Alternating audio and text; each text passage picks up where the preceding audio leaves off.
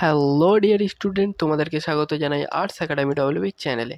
আজকের ভিডিওতে আমরা আলোচনা করব ক্লাস 10-এর টেস্ট এক্সাম প্লাস মাধ্যমিক 2026-এর জন্য হিস্ট্রি মানে ইতিহাসের একটি গুরুত্বপূর্ণ মডেল সেট আজকের ভিডিওতে আমরা দেখব। এই মডেল সেটটি যদি তোমরা ভালোভাবে দেখে যাও, এখান থেকে পরীক্ষায় অনেক প্রশ্নই কমন পাবে। তো চলো মডেল সেটটি আমরা ভালোভাবে দেখে নিই। প্রথমে আসছে তোমাদের বিভাগ ক। এখানে তোমাদের থাকবে 20টি এমসিকিউ। এই এমসিকিউগুলো ভালোভাবে দেখো।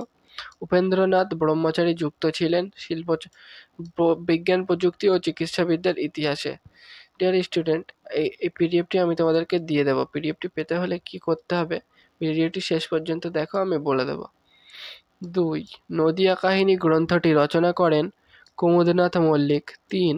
কাউন্সিল অফ এডুকেশন গঠিত হয় 1842 খ্রিস্টাব্দে। 4. গৌরমোহন বিদ্যালঙ্কার রচিত স্ত্রী বিধায়ক পুস্তিকাটি প্রকাশিত হয় 1822 খ্রিস্টাব্দে। 5. কলকাতা বিশ্ববিদ্যালয়ের প্রথম ভারতীয় উপাচার্য ছিলেন স্যার গুরুদাস বন্দ্যোপাধ্যায়। 6.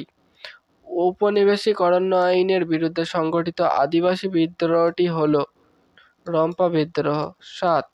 নীল বিদ্রোহের দুজন উল্লেখযোগ্য নেতা দিগম্বর বিশ্বাস ও বিষ্ণুচরণ বিশ্বাস চৌগাছা গ্রামে বাস করতেন। এটি ছিল নদিয়া জেলায়।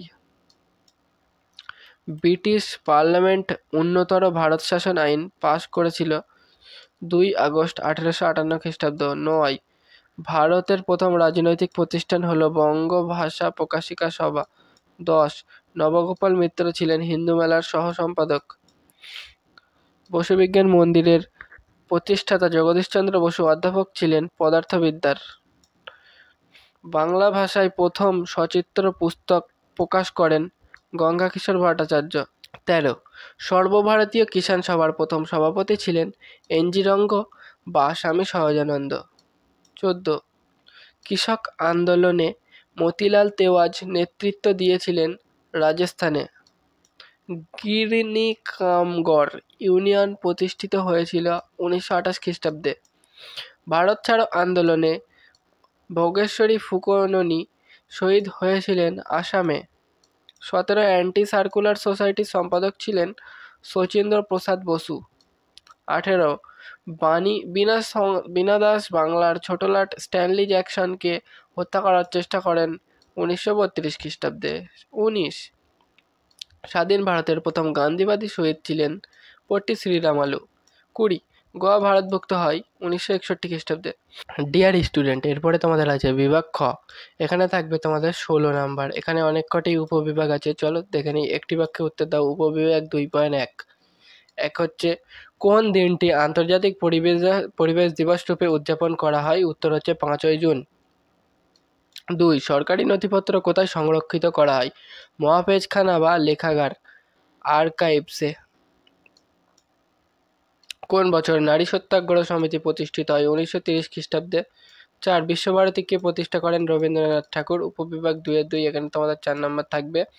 ঠিক ভুল নির্ণয় করো, ঠিক ভুল লিখতে হবে। বঙ্গ বিরোধী আন্দোলন সীমাবদ্ধ ছিল কৃষক শ্রেণীর মধ্যে, এটি ভুল। নীল বিদ্রোহের অন্যতম নেতা ছিলেন বিশ্বনাথ সর্দার, এটি ঠিক। ফরাজি আন্দোলনের প্রতিষ্ঠাতা ছিলেন দুন্দু মিয়া, এটি ভুল।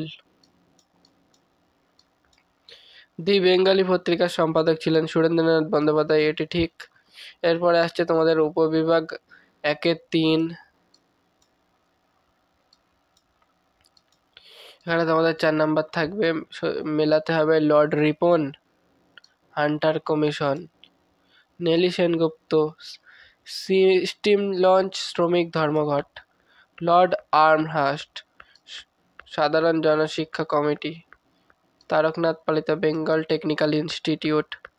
উপবিভাগ 2.4, এখানে তোমাদের 4 নাম্বার থাকবে। এখানে তোমাদের ম্যাপ করতে হবে, এই 4টি ম্যাপ ভালোভাবে দেখে নাও, পড়ে যাবে।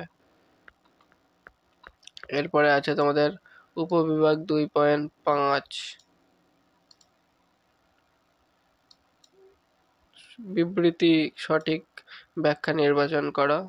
বিবৃতি 1, হিন্দু কলেজ প্রতিষ্ঠিত হয়েছিল 1817 খ্রিস্টাব্দে। ব্যাখ্যা 3 এর উত্তর, এটি প্রতিষ্ঠিত হয়েছিল সম্ভ্রান্ত হিন্দু পরিবারের ছাত্রদের আধুনিক পাশ্চাত্য শিক্ষায় শিক্ষিত করার জন্য। 2, বিবৃতি 2 বারদৌলি সত্যাগ্রহ আন্দোলন অনুষ্ঠিত হয়েছিল 1928 খ্রিস্টাব্দে। এর ব্যাখ্যা 2 উত্তর, এটি ছিল মূলত সরকারি রাজস্ব বৃদ্ধির বিরুদ্ধে ধনী কৃষক শ্রেণী ও কৃষক শ্রমিকদের যৌথ আন্দোলন। 3 দেশপ্রাণ বীরেন্দ্র শাসমল ছিলেন বাংলার একজন জনপ্রিয় নেতা। ব্যাখ্যা 1 উত্তর, তিনি অসহযোগ আন্দোলনের সময় মেদিনীপুরে কৃষক আন্দোলনের নেতৃত্ব দিয়েছিলেন। 4 বিবৃতি 1946 খ্রিস্টাব্দের 12 ফেব্রুয়ারি দিনটি রশিদ আলী দিবস রূপে পালিত হয়। ব্যাখ্যা 3 উত্তর, রশিদ আলী ছিলেন আজাদ হিন্দ বাহিনীর একজন ক্যাপ্টেন। ডিয়ার স্টুডেন্ট, এই পিডিএফটি পেতে হলে স্ক্রিনে আমার হোয়াটসঅ্যাপ নাম্বার দিয়ে দিচ্ছি, সেখানে তোমরা মেসেজ করো। মাধ্যমিক 2026 হিস্ট্রি মডেল সেট, আমি তাহলে তোমাদেরকে এই মডেল সেটটি দিয়ে দেবো পিডিএফ আকারে।